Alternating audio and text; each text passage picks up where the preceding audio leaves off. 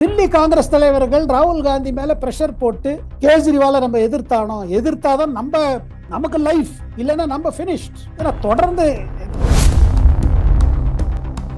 அதுல ராகுல் காந்தி ஒருத்தர்னு கேஜ்ரிவாலோட கட்சி ஓட்டிட்டாங்க. அதுல ராகுல் காந்தி கோவம் வந்துருச்சு. நோ சூடு நோ சொரணைன்னு இருந்தது போது தப்புன்னு சொரட வந்துருச்சு.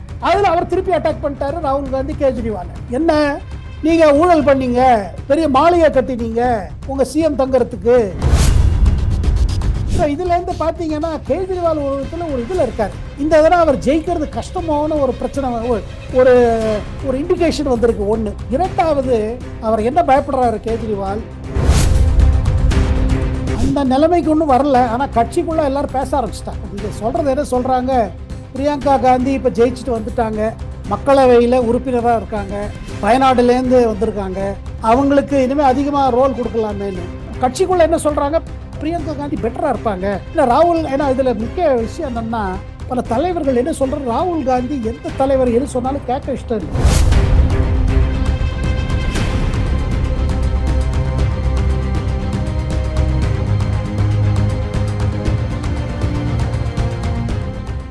ரியல் ஒன் நண்பர்கள் நேயர்களுக்கு வணக்கம். தொடர்ச்சியாக பல்வேறு முக்கியமான தகவல்களை டெல்லியிலிருந்து கொடுத்து கொண்டிருக்கும் மூத்த பத்திரிகையாளர் டெல்லி சேகர் ஐயர் நம்முடைய இருக்கிறார். வணக்கம் சார்.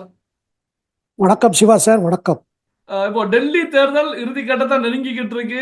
பல்வேறு தலைவர்கள், பாரதிய ஜனதா கட்சியில அமித்ஷா, மோடி உள்ளிட்ட முக்கியமான தலைவர்கள் எல்லாமே தீவிர பிரச்சாரங்கள்ல ஈடுபட்டு இருக்காங்க.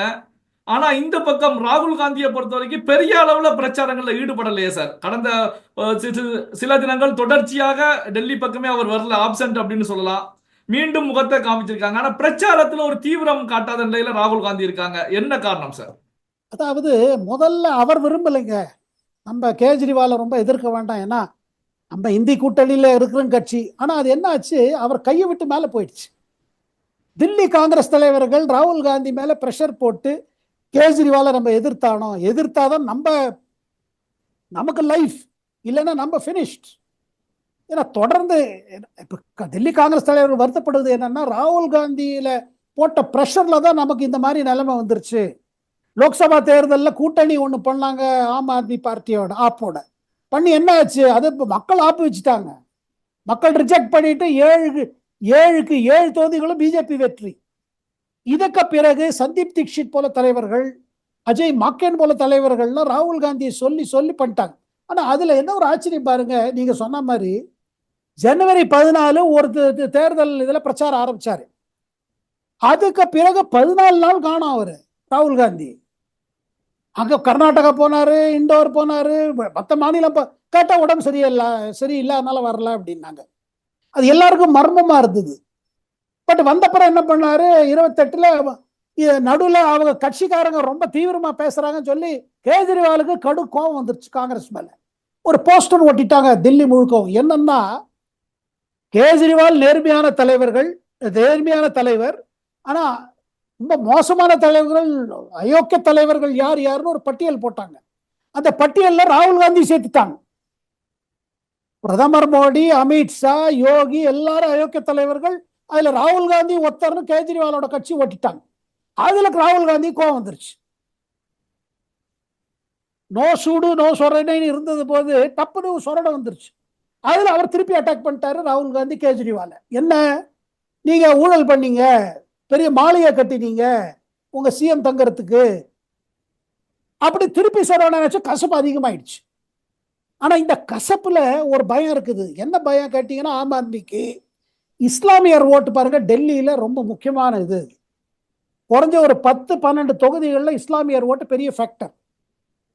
காங்கிரஸ் முதல்ல கேஜ்ரிவால் காங்கிரஸ் அவளை அட்டாக் பண்ணல. கேஜ்ரிவாலை பொறுத்த மட்டும் பிஜேபி எதிர்க்கணும்னா இஸ்லாமியர்கள் ஆம் ஆத்மி பார்ட்டிக்கு தான் ஓட்டு போடுவாங்க, முஸ்லிம் ஓட்டு நமக்கு தானே கான்பிடென்டா இருந்தார். காங்கிரஸ் களத்தில் இறங்கின பிறகு அதுல ஒரு டவுட் வந்துருச்சு. ஏன்னா இஸ்லாமியர்கள் காங்கிரஸ், ஏன்னா இந்த 10 ஆண்டு காலம் ஆட்சி பார்த்துட்டாங்க. 2013-15 ஆட்சி பார்க்கறாங்க. கேஜ்ரிவாலோட ஆட்சி முதல்ல கொஞ்சம் நல்லா இருக்கிற மாதிரி இருந்தது. அப்புறம் பார்த்தீங்கன்னா சரியா இல்லை. நல்லாட்சியின் பேர்ல ஊழல் ஆரம்பிச்சிருச்சு. ஊழல் ஒழிப்போம் சொல்லிட்டு பாத்தீங்கன்னா ஊழல் நடக்குது. இதுல இஸ்லாமியர் ஓட்டர்ஸ்குள்ளே ஒரு என்னது இது, என்ன இப்படி போகுது, அவங்களுக்கு குடிநீர் பிரச்சனை, அவனுக்கு தங்கறதுக்கு பிரச்சனை. அந்த இடத்துல குடிநீர் வந்து தூய்மை இல்லை, அது குடிக்கிற இதுல இல்லை, தகுதி கிடையாது. அவங்களும் எல்லா பிரச்சனையும் பார்க்குறாங்க. பார்த்துட்டு இந்த தடவை இஸ்லாமியர்கள் ஓட்டு காங்கிரஸுக்கு போச்சு வச்சுக்கோங்க, அது கேஜ்ரிவாலை பாதிக்கும். கேஜ்ரிவாலை பாதிச்சுன்னா பிஜேபி ஜெயிச்சிடும் அந்தந்த சீட்ல. இந்த பயம் கேஜ்ரிவாலுக்கு பிடிச்சிருக்கு. அதனால அவர் என்ன பண்ண ஆரம்பிச்சிட்டாரு, என்னெல்லாமோ பேச ஆரம்பிச்சிட்டாரு. பிஜேபி ஆளும் ஹரியானா தண்ணியில பாய்சனை கலக்குறாங்க, அமோனியாவை கலக்கி மக்களை சாகடிக்கணும்னு பாக்குறாங்க, டில்லி மக்களை சாகடிக்கிறதுக்கு ஒரு சதி போடுறாங்க, என்னவோ வளர ஆரம்பிச்சிட்டாரு. அதுல இருந்து மாட்டின்ட்டாரு. எலெக்ஷன் கமிஷன் அவருக்கு நோட்டீஸ் இஷ்யூ பண்ணி அவர் தன்னை ரொம்ப, ஆனா ஒரு முரட்டுத்தனமா தன்னை டிஃபெண்ட் பண்ணிக்கிறாரு. ஆனா யாரும் நம்புறது கிடையாது. எதுக்கு ஹரியானா பாருங்க, ஹரியானா மூலமா தண்ணி வந்துட்டே இருக்கு. பிரதமர் என்ன சொன்னாரு, பாய் அந்த தண்ணி என் வீட்டுக்கு அதுதானே வருது, ஹரியானா தண்ணி, அது நானும் குடிக்கிறேன். அந்த ஹரியானா முதல்வர் சைனி என்ன பண்ணாரு, அவர் போய் அவரை குடிச்சு காமிச்சாரு அந்த தண்ணியை, யமுனா தண்ணியை. பிரச்சனை உங்க டெல்லியில இருக்குது, எங்களை போய் சொல்றீங்களே. ஸோ இதுல இருந்து பாத்தீங்கன்னா கேஜ்ரிவால் ஒரு விதத்துல ஒரு இதுல இருக்காரு. இந்த தடவை அவர் ஜெயிக்கிறது கஷ்டமான ஒரு பிரச்சனை, ஒரு ஒரு இண்டிகேஷன் வந்திருக்கு ஒண்ணு. இரண்டாவது, அவர் என்ன பயப்படுறாரு கேஜ்ரிவால், போன தேர்தலில் 62 சீட்டு ஜெயிச்சாரு. அந்த 62ல இருந்து எவ்வளவு குறைஞ்சு போயிடும், 30 சீட்டு போனாலும் 32 ஆகும். டெல்லியில தேவை 35 மேல இருக்கணும், அதாவது 36 இருக்கணும். டோட்டல் சீட்டு 70. இதனால கேஜ்ரிவாலுக்கு ஒரு பயம் பிடிச்சிருச்சு. இதுல பிஜேபி பாருங்க ரொம்ப கான்பிடன்ஸ் அதிகமாயிட்டே போகுது. ஏன்னா இந்த தடவை அவங்க என்ன நினைக்கிறாங்க, காங்கிரஸுக்கு எவ்வளவு சீட்டு கிடைக்குமோ கிடைக்காதோ, நமக்கு ஒரு 50 டார்கெட் ஃபிகர் வச்சிருக்காங்க டெல்லியில. அட்லீஸ்ட் 70ல் 50ஆவது நம்ம ஜெயிக்கணும். தேவை 36 தான், அதுக்கு மேலே வச்சிருக்காங்க. அண்ட் கேஜ்ரிவாலுக்கு இன்னொரு பிரச்சனை என்னன்னா பாருங்க, அவருக்கு 30 வருது வச்சுக்கோங்க, 32 வருது. காங்கிரஸ் 5 இருந்ததுன்னா இவர் காங்கிரஸ் போய் கேட்க முடியும், என்ன சப்போர்ட் பண்ணுங்க, பிஜேபியை தவிர்க்கணும், பிஜேபி ஆட்சியை தவிர்க்கணும்னா என்ன சப்போர்ட் பண்ணுங்க. அதுக்கு எல்லாரும் ஒத்துக்கணும். அதை ஒத்துப்பாங்க, காங்கிரஸ் அப்புறம் ஒத்துக்கலாம் தேர்தல் பிறகு. இதுல இன்னொரு பாயிண்ட் என்ன பார்த்தீங்கன்னா, மற்ற எதிர்கட்சிகள் இருக்காங்க பாருங்க, அகிலேஷ் யாதவ், மம்தா பானர்ஜி, அவங்கெல்லாம் ராகுல் காந்தியை சப்போர்ட் பண்ண இஷ்டம் இல்லை, கேஜ்ரிவாலுக்கு தான் சப்போர்ட் கொடுக்குறாங்க. அவங்க சொல்றாங்க காங்கிரஸ், நீங்க கேஜ்ரிவாலை தடுக்காதீங்க, உங்களுக்கு ஒண்ணுமே கிடையாது, உங்க தலைவர்கள்லாம் டெபாசிட் கூட போடும் டெல்லியில. ஆனா தர்ம சங்கடத்தில் இருக்கார் ராகுல் காந்தி. தன் கட்சியை காப்பாற்றுவதா இல்ல இந்திய அலையன்ஸ் கூட்டணியை காப்பாற்றுவதா? சார், இந்த ராகுல் காந்தி ஆம் ஆத்மி டெல்லியில இந்த ஒரு மோதல் போக்கு தான் சண்டிகார் மாநகராட்சி தேர்தலில் ரிஃப்ளெக்ட் ஆச்சா சார்? ஏன்னா ஆம் ஆத்மியை சேர்ந்த 3 கவுன்சிலர்கள் பாஜகவுக்கு மாத்தி போட்டிருக்காங்க. இதுதான் அங்க ரிஃப்ளெக்ட் ஆச்சா சார்? கட்டாயமா இல்ல. என்ன ரிஃப்ளெக்ட் ஆகுதுன்னா, முன்ன இருந்த கேஜ்ரிவாலுக்கு இருந்த ஒரு கண்ட்ரோல் இருந்து பாருங்க கட்சி மேல, அண்ட் கட்சிக்காரர்களுக்கு அவர் மேல இருந்த ஒரு நம்பிக்கை குறைய ஆரம்பிச்சிருச்சு. இப்போ நேற்று கூட பார்த்துருப்பீங்க, 8 எம்எல்ஏ யாருக்கு இவர் டிக்கெட் கொடுக்கலையோ அவங்க கட்சி விட்டு வெளியில போயிட்டாங்க. பல பேருக்கு இவர் சீட்டை மாத்திருக்காரு, புது புது ஆளை போட்டிருக்காரு. இத்தனை நாள் ஆம் ஆத்மி பார்ட்டியில் இருந்த தலைவர்கள் இப்ப எதிர்த்து வேலை செய்யறாங்க. அதனால கேஜ்ரிவால் ஒரு பெரிய எதிர்நீச்சல் போடுறாரு, மூச்சு வாங்குறது அவருக்கு கட்டாயமா. சார், இப்போ ராகுல் காந்தி வந்து பெரிய அளவுல கவனம் செலுத்தாமல் இருப்பது, பிரியங்கா காந்தியை முன்னிலைப்படுத்துவோம், நம்ம வந்து அரசியலை விட்டு கொஞ்சம் ஒதுங்கிடலாம் அப்படிங்கிற நிலையில ராகுல் காந்தி செயல்படுகிறாரா சார்? அந்த நிலைமைக்கு ஒன்றும் வரல. ஆனா கட்சிக்குள்ள எல்லாரும் பேச ஆரம்பிச்சிட்டாங்க.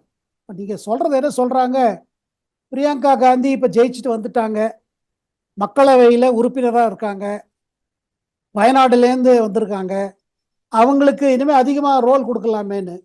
ஆனா இப்ப கர்கே வந்து தேசிய தலைவராக இருக்காரு. அதனால இப்ப காங்கிரஸுக்கு வந்து என்ன ஒரு இது என்னன்னா, பிரியங்காவை முன்னணியில கொண்டு வரணும்னு யோசிச்சுட்டு இருக்காங்க கட்சிக்காரங்க சொல்றாங்க.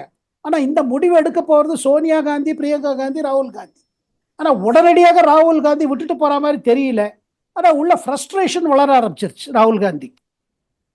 அவர் பார்க்குறாரு, இன்னைக்கு பட்ஜெட் பிறகு கூட அவருக்கு என்ன தோணுது, இது பிஜேபி வெற்றி நட நம்மளால தடுக்க முடியலையே. லோக்சபா தேர்தலில் சீட்டு குறைஞ்சிருச்சு, அவங்க என்டிஏ அரசுன்னு ஒன்று பண்ணிட்டாங்க, நமக்கு 52லேருந்து 99 வந்துச்சு. ஆனால் அதுக்கு பிறகு நம்மளால ஹரியானாவில் ஜெயிக்க முடியல, மகாராஷ்டிராவில் ஜெயிக்க முடியல. இப்போ வரப்போற பீகாரில் வர தேர்தல் இருக்குது நவம்பரில், தீபாவளிக்கு பிறகு அங்கே வரும். அந்த தேர்தலில் நம்ம என்ன செய்ய போறோம், அவங்க என்ன கொடுக்குறாங்களோ லாலு கட்சி கொடுத்ததை வாங்கிக்கணும். மொத்தத்தில் பார்த்தீங்கன்னா காங்கிரஸுக்கு வந்து ஒரு பெரிய ஃபோக்கஸ் இல்லை. அண்ட் ராகுல் ஆனால் கட்சிக்குள்ள என்ன சொல்றாங்க, பிரியங்கா காந்தி பெட்டரா இருப்பாங்க. ஏன்னா ராகுல், ஏன்னா இதுல முக்கிய விஷயம் என்னன்னா, பல தலைவர்கள் என்ன சொல்றாங்க, ராகுல் காந்தி எந்த தலைவர் எது சொன்னாலும் கேட்க இஷ்டம் இல்லை. சார் முன்கூடியே என்ன கருத்து இருக்கோ அதை தான் சொல்றாரு, கேட்டுக்க மாட்டேங்கிறாரு. பிரியங்கா காந்தி எல்லாத்தையும் கேட்கறாங்க. இவங்க ஸ்டைல் அப் டிஃப்ரெண்டா இருக்குது. ஆனா காங்கிரஸ் கட்சிங்கிற நிலைமையில பிரியங்கா காந்தி தலைமையை எடுத்துட்டா கூட பெரிய மாற்றம் உடனடியாக செய்ய முடியாது. அந்த உண்மையே பல காங்கிரஸ் தலைவர்களுக்கு புரியுது. ஆனா வீட்டா பவர் இருக்கிறது சோனியாட்ட. சோனியா இப்போதைக்கு அவங்கள விட்டு கொடுக்க மாட்டாங்க ராகுல் காந்திய.